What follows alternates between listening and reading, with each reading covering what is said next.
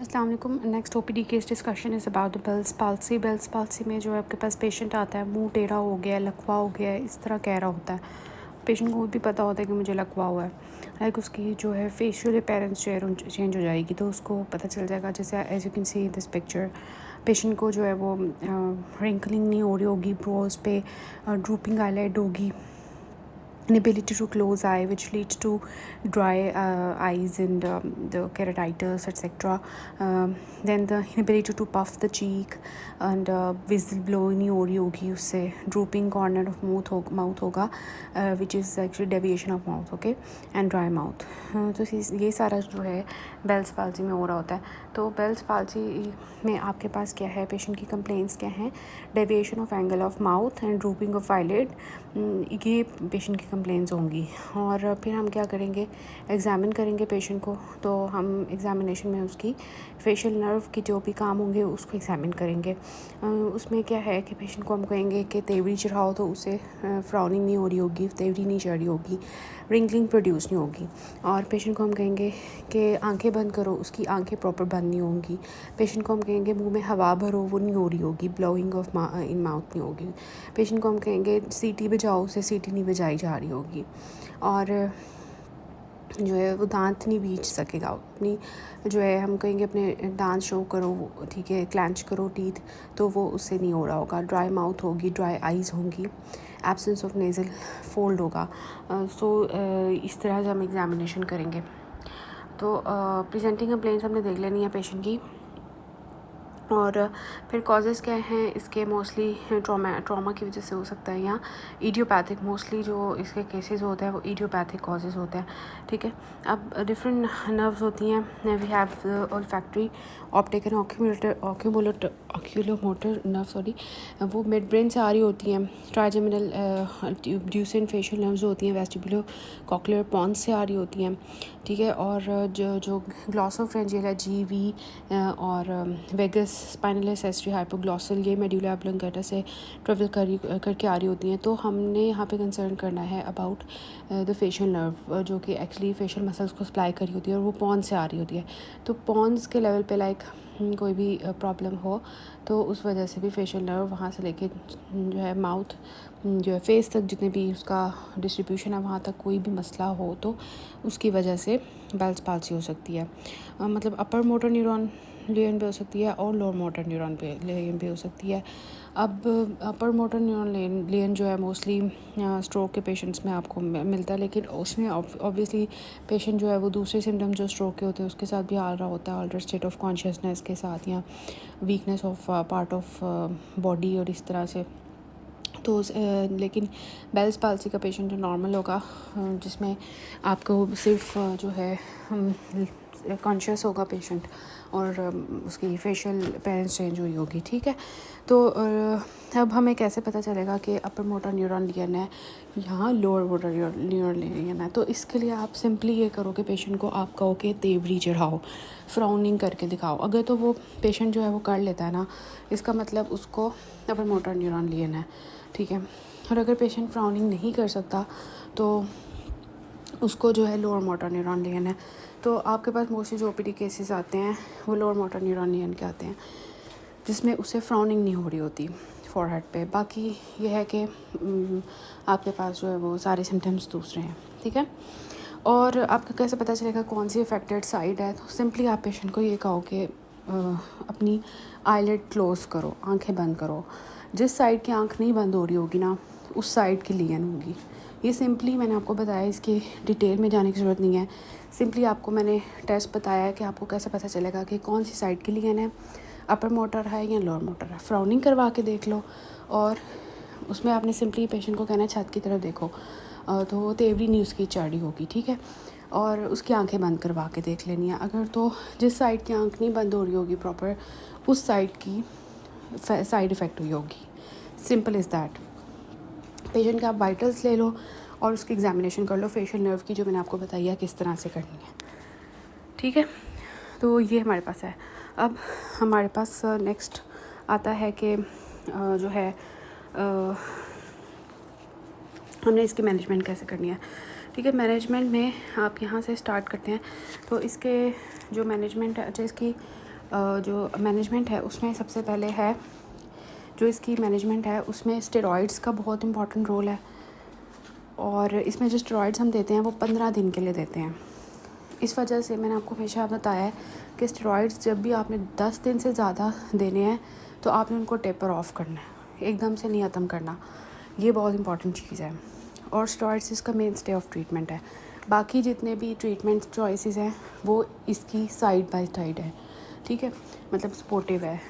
अब हमारे पास एक चीज़ है पेशेंट को हमने कहना है कि आपने स्टेरॉइड्स लेने हैं। उसमें क्या है, प्रेडनिसोलोन स्टेरॉइड है, टैब रैपिकॉट के नाम से आती है, 5 mg की एक गोली होती है।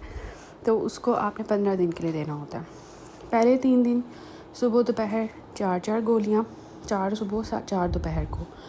अगले 3 दिन सुबह दोपहर 3 गोलियाँ, 3 सुबह 3 दोपहर। इसमें आप 4-3 करो तो बेहतर है, 4 + 3, ठीक है। अगले 3 दिन 3 गोलियाँ सुबह, 2 गोलियाँ दोपहर। उसके अगले दिन 3 दिन जो है आपने सुबह 2 गोलियाँ और दोपहर को 1 गोली। और उसके अगले 3 दिन जो है सिर्फ सुबह के टाइम 1 गोली लेनी है, दोपहर के टाइम कोई गोली नहीं लेनी, ठीक है। ये 15 दिन का कोर्स है। 3-3-3 मतलब 5 दिन आपने, मतलब 5 जो है उसकी जो है ना करके उसकी डोज कंप्लीट करनी है और इस तरह से इसको देना है, ठीक है। उसके बाद आपके पास नेक्स्ट चीज़ आ जाती है जो स्टेरॉइड्स के अलावा आप देते हो, वो कोबैलामीन है। इसमें भी हैव विटामिन B12 जो कि हम देते हैं, नर्व टॉनिक होता है ये। इसका बहुत से ब्रांड्स आते हैं, टैब न्यूरोमेट के नाम से आते हैं। 550 mg ये आप स्टैट देते हो पेशेंट को, ठीक है।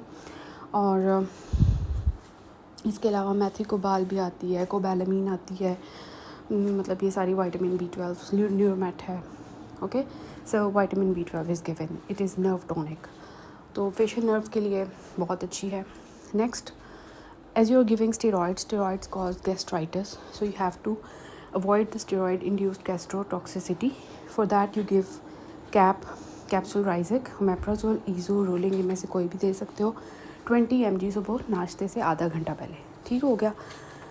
और नेक्स्ट फिजियोथेरेपी में पेशेंट को आपने कहना है कि आपने 4 दफ़ा दिन में च्युइंगम चबानी है, जिससे आपके फेशियल मसल्स की एक्सरसाइज होगी और आप जल्दी रिकवर करोगे, ठीक है। तेवड़ियाँ चढ़ाने की आपने कोशिश करते रहना है, ठीक है, एक्सरसाइज करनी है।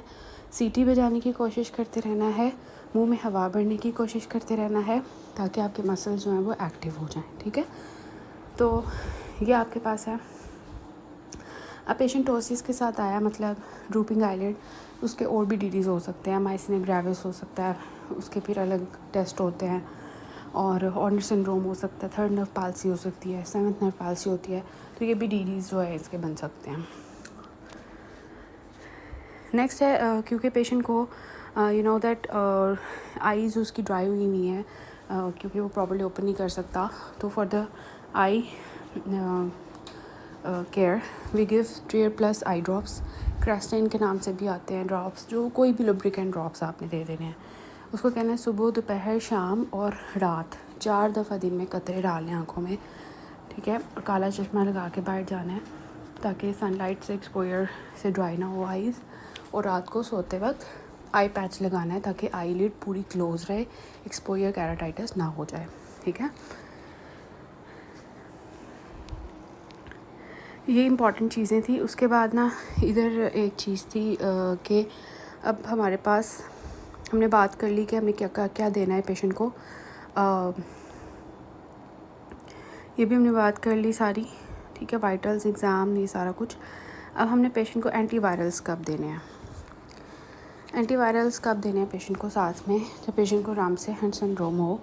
रामसे हंट सिंड्रोम जो होता है, इसमें वेरिसोला ज़ोस्टर वायरस जो है वो अटैक करता है। आपको पता है बच्चों के अंदर चिकन पॉक्स होता है और बड़ों के अंदर वेरिसोला ज़ोस्टर वायरस, उसकी वजह से पेशेंट को जो है रामसे हंट सिंड्रोम हो जाता है, जिसमें पेशेंट को बेल्स पाल्सी के सिम्टम्स भी आते हैं सारे, मतलब इस तरह से। और साथ में उसके कान के अंदर वेसिकल्स होते हैं, ईयर एक होता है, जिस साइड की पैल्सी होगी उसी साइड की, ठीक है। तो वेसिकल्स आपको मिल सकते हैं और पेशेंट बताएगा कि कान में भी दर्द है उसी साइड की, जिस साइड की नर्व अफेक्ट हुई होगी, ठीक है। तो इसमें आप क्या देते हो, ओरल एसाइक्लिक्स which is acyclovir which is antiviral. इसकी डोज़ कितनी होती है 400 to 800 mg दिन में 5 मरतबा।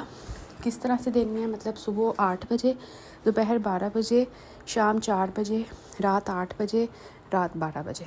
ठीक है, तो ये 5 दफ़ा दिन में देनी है 7 दिनों के लिए। ये इसकी ट्रीटमेंट है। और क्योंकि पेशेंट को साथ में ईयर एक है तो फिर पेशेंट को साथ में आप टैब गैबी का दोगे 50 mg at bedtime for neuropathic pen.